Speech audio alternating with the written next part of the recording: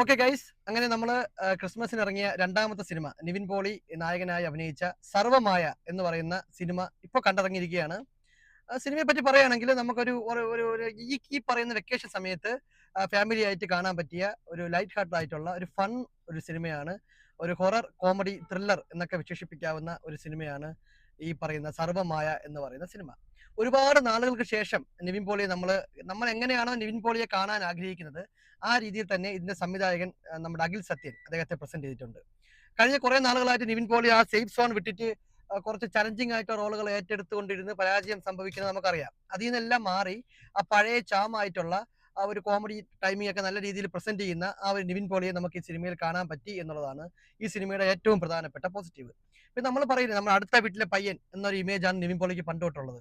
അപ്പൊ കുറച്ച് നാളായിട്ട് അതിങ്ങനെ മാറി നിൽക്കുകയായിരുന്നു. ഇപ്പൊ ഈ സിനിമയോട്ട് വന്നപ്പോൾ വീണ്ടും നമ്മളെ തൊട്ടടുത്ത വീട്ടിൽ കാണുന്ന ഒരു പയ്യന്റെ അതേ രൂപഭാവങ്ങളോട് കൂടിയാണ് അദ്ദേഹം ഈ സ്ക്രീനിൽ പ്രത്യക്ഷപ്പെട്ട് നന്നായിട്ട് പെർഫോം ചെയ്തിട്ടുള്ളത്. Nivin Pauly what a good actor എന്നൊക്കെ നമുക്ക് തോന്നാവുന്ന രീതിയിലുള്ള എക്സ്പ്രഷൻസും കാര്യങ്ങളൊക്കെയാണ് ഉടനീളം ഈ സിനിമയിൽ ഇട്ടിട്ടുള്ളത്. മറ്റൊരു പ്രധാനപ്പെട്ട ഒരു പ്രത്യേകത എന്ന് വെച്ചാൽ നമ്മൾ പറയില്ലേ, സത്യന്തിക്കാട് മോഹൻലാൽ സിനിമയിലൊക്കെ കാണുന്ന പോലെയുള്ള വളരെ ചെറിയ ചെറിയ മൊമെന്റുകളും, എന്നാൽ നമുക്ക് പിന്നീട് തിയേറ്റർ വിട്ട് ഇറങ്ങുമ്പോൾ ഒരുപാട് ഓർത്ത് ചിരിക്കാനൊക്കെ പറ്റിയ ടൈപ്പ് ഓഫ് മൊമെന്റുകൾ അല്ലെങ്കിൽ സീനുകൾ ഒരുപാട് ഈ സിനിമയിലുണ്ട് എന്ന് നമുക്കത് കാണുമ്പോൾ മനസ്സിലായി. പിന്നെ ഏറ്റവും പ്രധാനപ്പെട്ട പ്രത്യേകത, നിങ്ങൾ ഈ മോഹൻലാലിന്റെ വിസ്മയ തുമ്പത്ത് പോലെയുള്ള അല്ലെങ്കിൽ നമ്മൾ ഇന്നസെന്റ് ഒക്കെ അഭിനയിച്ച സാക്ഷാൽ ശ്രീമാൻ ചാത്തുണ്ണി പോലെയൊക്കെയുള്ള സിനിമകൾ ഇഷ്ടപ്പെടുന്ന ആൾക്കാരാണെങ്കിൽ കുറച്ചും കൂടി നിങ്ങൾക്ക് ഈ സിനിമയുമായി റിലേറ്റ് ചെയ്യാൻ സാധിക്കും. കുറച്ചും കൂടി നിങ്ങൾക്ക് ഈ സിനിമ ഇഷ്ടപ്പെടും. എന്തായാലും വളരെ മികച്ച രീതിയിൽ അതിന്റെ ഇപ്പോൾ സിനിമാറ്റോഗ്രഫി ആണെങ്കിലും അതുപോലെ ജസ്റ്റിൻ പ്രഭാകറാണ് ഇതിന്റെ മ്യൂസിക്. ആ മ്യൂസിക് എല്ലാം ഒരുപാട് നാളുകൾക്ക് ശേഷം ഒരു മലയാള തനിമയുള്ള ഒരുപാട് പാട്ടുകളും വിഷ്വൽസും എല്ലാം നമുക്ക് കാണാൻ സാധിച്ചു. നാം നേരത്തെ പറഞ്ഞതുപോലെ പണ്ട് കാലത്ത് ഈ സത്യന്തിക്കാട് സിനിമയിലൊക്കെ കാണുന്ന ടൈപ്പ് ഓഫ് ഫ്രെയിംസും അതുപോലെ അത്തരം സിറ്റുവേഷൻസും അങ്ങനെയൊക്കെയുള്ള ചില ഒരു ഗ്രാമത്തിൽ നടക്കുന്ന ഒരു നാട്ടിൻപുറത്ത് നടക്കുന്ന ഒരു കഥ, ആ കഥയിലേക്ക് നമുക്ക് വളരെ കണക്ട് ആക്കാൻ പറ്റുന്ന ഒരുപാട് കഥാപാത്രങ്ങൾ വരുന്നു.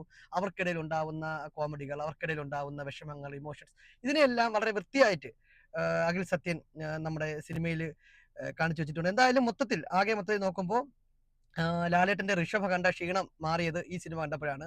ഈ സിനിമ എല്ലാവർക്കും ഭയങ്കരമായിട്ട് അങ്ങനെ ഇഷ്ടപ്പെടും, അല്ലെങ്കിൽ എല്ലാവരും ഇതുപോലൊരു സിനിമ മുമ്പ് ഇറങ്ങിയിട്ടില്ല അങ്ങനെയല്ല പറയുന്നത്. എങ്കിലും ഈ ക്രിസ്മസ് സമയത്ത് നമുക്ക് മനസ്സ് നിറച്ച് അല്പം തമാശയൊക്കെ ആയിട്ട് ഒന്ന് ചിരിച്ച് ഉല്ലസിച്ച് ഒന്ന് വൈബടിച്ച് കാണാൻ പറ്റിയ ഒരു നല്ലൊരു സിനിമയായിട്ട് ഇതിനെ തോന്നി.